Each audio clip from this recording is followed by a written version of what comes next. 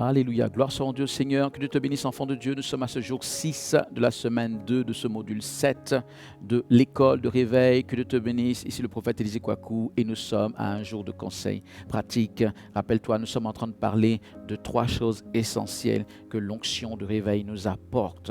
Enfant de Dieu, voilà, qui distingue cette onction de réveil, 3 choses qui manifestent véritablement que c'est l'onction de réveil et qui font que, voilà, tu dois rechercher cette onction, tu dois avoir cette onction parce que ça change la donne dans ton ministère.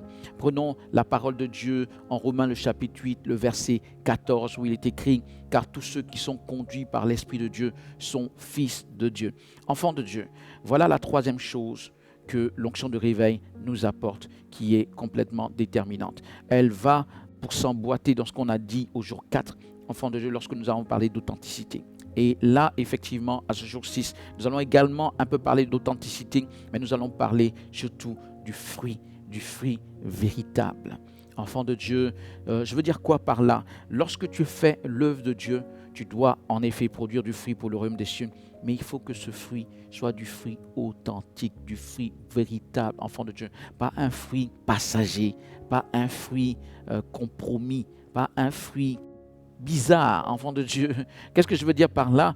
Tu peux avoir des masses devant toi comme résultat, entre guillemets, de l'œuvre de Dieu. Mais ces masses, quelles sont-elles? Est-ce que ce sont des masses religieuses? Est-ce que ce sont des gens qui suivent vraiment Dieu, le Seigneur, l'Esprit? Ou ce sont des masses qui nous suivent, qui suivent un individu? Et finalement, on peut parfois avoir de l'impact, mais on peut même avoir de l'impact sans que les personnes que nous ayons impactées soient véritablement converties, sans que ces personnes soient des personnes qui soient réellement proches de Dieu. Forcément, je prends une certaine extrême, mais c'est vrai, et forcément l'autre extrême, c'est l'extrême du réveil spirituel. Voilà, ce n'est pas une extrême négative, c'est une extrémité de réveil spirituel. Ça veut dire quoi? Ça veut dire que lorsque l'onction de réveil est là, enfant de Dieu, nous sommes donc pleinement, comme la Bible dit, conduit par le Saint-Esprit. Quand l'onction de réveil est là, je peux t'assurer que tu seras conduit par l'Esprit de Dieu.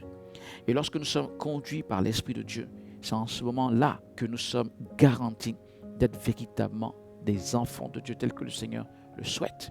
Quand l'onction de réveil n'est pas là, lorsque nous avons des dimensions d'onction moindres, jusqu'à très peu d'onction on va dire, en ce moment, enfants de Dieu, c'est là que s'introduisent dans notre christianisme toutes sortes de voies charnelles, toutes sortes d'approximations, toutes sortes de compréhensions particulières, de compréhensions humaines. Et je répète, on peut faire entre guillemets des disciples, ok? Mais ce sont nos disciples, ce n'est pas les disciples du Seigneur. On peut impacter, on peut avoir des foules qui nous suivent. Et pourtant, ces gens ne sont pas pour autant plus intimes de Dieu que ça, ne sont pas plus proches de Dieu. Et ne sont même pas assurés d'être sauvés. C'est ça le problème. Écoute, la Bible dit, ceux qui sont conduits par l'Esprit de Dieu sont fils de Dieu. Si quelqu'un est chrétien, et il se dit donc chrétien, mais qu'il n'est pas conduit par le Saint-Esprit, qu'est-ce qu'on fait? Qu'est-ce qu'il est exactement? Je ne sais pas si tu me comprends. Je suppose quelqu'un qui soit dans la maison de Dieu, mais il n'est pas conduit par le Saint-Esprit. Il est qui? Il est quoi? Est-ce qu'il est enfant de Dieu? Enfant de Dieu, c'est une question délicate. Est-ce qu'il est enfant de Dieu? Il est chrétien, je crois en Jésus, il est dans la maison de Dieu, mais il n'est pas conduit, il ne se laisse pas conduire par le Saint-Esprit. Or, je répète, la dimension de réveil, la dimension de l'onction de réveil est la dimension dans laquelle nous sommes tellement remplis du Saint-Esprit que nous sommes conduits par le Saint-Esprit.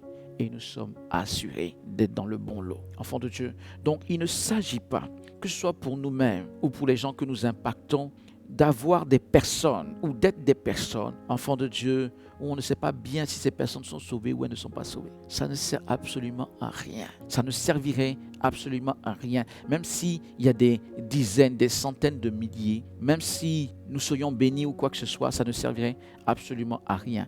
Il faut être sûr d'être dans le bon lot et il faut être sûr d'impacter des personnes qui seront dans le bon lot. Et pour être dans cette certitude, il faut être rempli du Saint-Esprit. il faut avoir l'onction de réveil sur soi. L'onction de réveil sur nous nous assure de cela, enfants de Dieu. Donc ce n'est pas rien du tout. Je ne veux pas faire une œuvre, quelle qu'elle soit sur la terre et quelque dimension qu'elle puisse avoir, pour qu'à la fin, je m'entende dire par le Seigneur que cette œuvre n'est pas vraiment de lui ou n'a pas été pour lui, enfants de Dieu.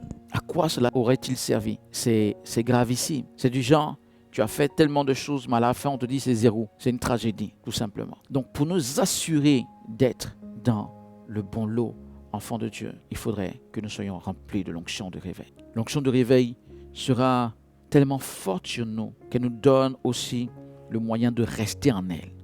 Enfants de Dieu, on ne veut pas de simples petits touchés, de simples visitations du Saint-Esprit où effectivement quelqu'un est dedans, mais demain, il est aussi dans un autre chemin qui croit être spirituel, mais qui en réalité un chemin charnel. Le jour où ça ne va vraiment pas trop chez lui, en ce moment, il cherche un peu la face de Dieu, il s'oriente un peu vers des choses spirituelles.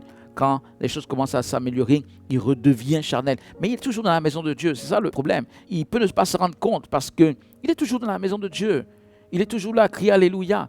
Mais il oscille entre les choses vraiment spirituelles et les choses charnelles. Et nous voulons, nous, rester dans les choses spirituelles. Nous ne voulons pas cette oscillation ou ce va-et-vient en permanence. On veut rester dans les choses spirituelles. Et je te dis que l'onction de réveil, de par sa dimension, a cette faculté de nous faire demeurer. Parce que c'est une grande dimension qui est sur nous.